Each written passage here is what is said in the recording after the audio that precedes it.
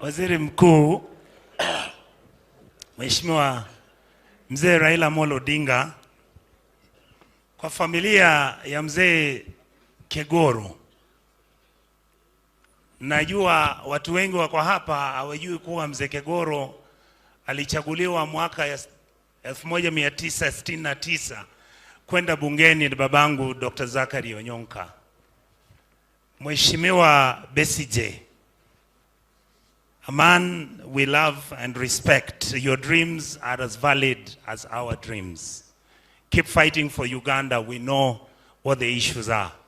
I am so humbled to see my leader and you cry inwardly about the challenges you faced in the opposition.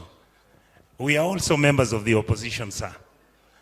Kwa wale wageni wote waheshimiwa wamefika hapa, my colleagues, naona Professor Ongeri yuko hapa, Mama Catherine Nyamato, Deputy Governor Nyamira, I saw you here, Dr. Gesami, Honorable, my friend Timothy Bosire, all my colleagues, Gaki, because we are rushing, like me, I'm rushing to take a flight. I'm going to be very, very brief. I had to ask for this permission. George Kegoro, mole ndeli etali aiso. Inche boado, inche ne liyo nyonka nkonya kuliera. Wosebono, mole ndeli etali ango. Motuara maskani, moba amo buna abana abamo, gesomu gako minta asira 25 years ago, mkwanya ko iwese igeko rwanubo nyonka.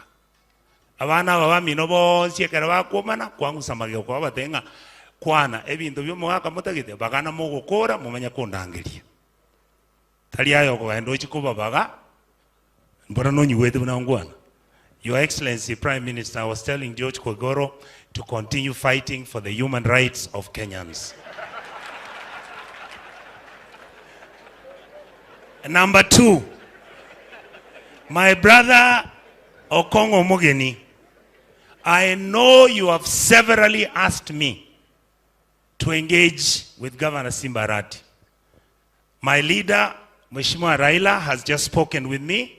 He wants me to meet with Simba so that we can work together and bring peace in Kisii. I promise you, I have no other agenda. I don't even want to be governor. It's a useless job. It is annoying. Everybody calls you a thief.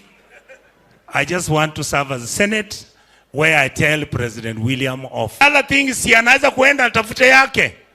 Another thing, Your Excellency President, why are you taxing people so much?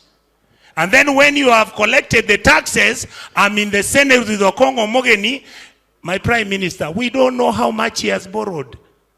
He has hit 4.6 trillion shillings in 1 year. Where is the money going? This is the problem we have with the president. Why is he not able? Okay, if we are stupid people, tell our leaders, call Martha Karua, call Raila, call Kalonzo, call Nyaribo, call Simba Arati, sit with them and say, this is what I've borrowed and this one I've not stolen. But it looks like everything they are stealing. Now, what does he want us to do? Thank you so much. Nyasaba sesenie motigarewiya mbia mono.